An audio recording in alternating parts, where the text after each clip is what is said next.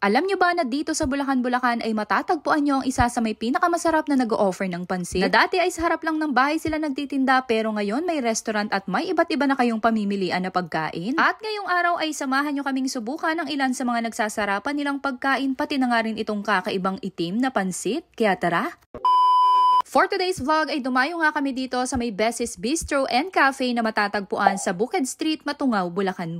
Kung saan dito nga raw ay matatagpuan ng ilan sa mga nagsasarapang pagkain katulad nga ng pansit. Pero bago nga tayo tumungo sa Tikiman Time, ipapakita ko muna sa inyo kung anong itsura ng kanilang resto. Isa talaga sa plus point sa akin kapag bumibisita kami sa mga restaurant, bukod sa masarap ang pagkain, yung may magandang ambience at cozy ang place. Dahil dito pa lang masasabi mo na kung magiging komportable ka. At pagkakita ko pa nga lang dito sa kanilang resto, masasabi ko talaga na meron talaga itong homey vibes. Ang aliwalas, ang presko, ang lawak at ang linis. At kahit kainitan nga ng mga oras na ito ay hindi ko talaga naramdaman ang init dahil napaka-presko dito. Open space na kasi ang kanilang area kaya kahit walang aircon hindi ka maiinitan. Nagustuhan ko rin yung interior design ng resto na ito dahil may pagaboho beach style na siya. Mas lalo nyo nga ma-appreciate ang kagandahan ng restaurant na ito sa gabi dahil nga bukas ang mga ilaw at mas nakadagdag ganda nga ito. Hindi mo talaga aakalain na sa Bulacan lang to dahil napakaganda talaga. By the way, open nga sila dito from 11 AM up to 10 PM from Monday to Sunday except Tuesday. They also have delivery service from 10 AM to 9 PM. And yes, nag-a-accept din po sila ng reservation for your special occasion. Habang nag-aantay kami ng orders, meron nga pala dito mga books and toys na pwede nyong gamitin lalo na kapag may kasama kayong mga bagets. For sure na walang batang maiinip dahil mag-e-enjoy talaga silang laruin ng mga ito. Kung parking space naman ang tatanungin mo, yes, meron din sila niyan at malawak din. Punta na nga tayo sa kanina nyo pa inaantay ng mga pagkain. Ito nga ang ilan sa mga in-order namin at dahil hapon nga kami pumunta dito kaya naisipan namin na pang merienda ang orderin. Sumikat nga ang Bessie dahil sa pinagmamalaki nitong pansit kaya umorder na rin kami niyan. At bukod nga dito ay may iba't iba pa silang ino-offer kagaya nga nitong burger, drinks, pasta, and yes, meron ding rice meal. Eto nga at may bago sila sa kanilang menu na mga silog. For your reference, eto ang kanilang menu para sa iba pa nilang special offer. Huwag na nga nating patagalin at unahin natin tikman itong kanilang chicken karaage burger na for only 89 pesos. Crispy chicken fillet nga ang pinakapati nito at meron na nga rin yung lettuce at cucumber pati na nga rin ng special sauce. Ganda nga ng combination niya dahil crispy talaga yung chicken fillet at eto talagang nagustuhan ni Gael. Next naman ay itong cheese, bacon, and mushroom burger na for only 119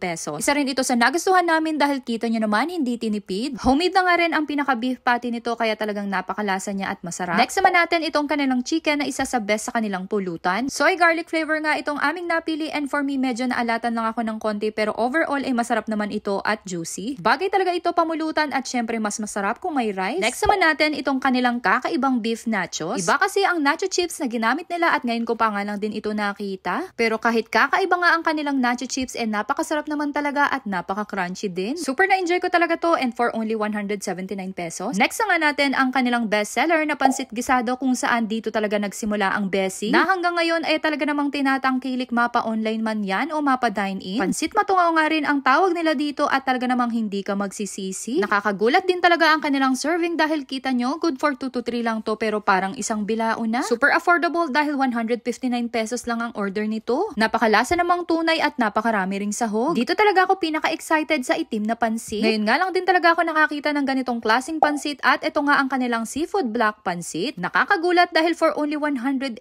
pesos, ganito siya karami. O diba, napaka-affordable tapos puro seafood pa yan. Good for 2 to 3 person lang din talaga ito pero parang pang isang barkada na. Kulay itim nga ang bihon ng pansit na ito dahil nga sa sweet ink. Pero grabe, honestly, talagang napakasarap at nagustuhan ko talaga to. Bukod sa hipon, meron nga rin itong clam pusit at napakaraming veggies kaya sulit na sulit. Nakakalula naman talaga ang serving ng pansit nila dito at iba pang pagkain. Sa dami nga nito, napaisip tuloy ako, hindi ba sila lugi? Charis. At bukod sa food, syempre meron din sila ditong drinks kagaya nga nitong milk tea at itong napakasarap na sagot gulaman. Sobrang nag-enjoy talaga kami sa dining experience namin dito kahit pa nga pang merienda lang to. Kaya kung naghahanap nga rin kayo ng place para i-treat ang family and friends mo o kaya ay may special occasion kayo, why not subukan nyo rin dito? Dahil talagang tried, tested, and always trusted, Bessy's Bistro and Cafe. Yun lang, thanks for watching.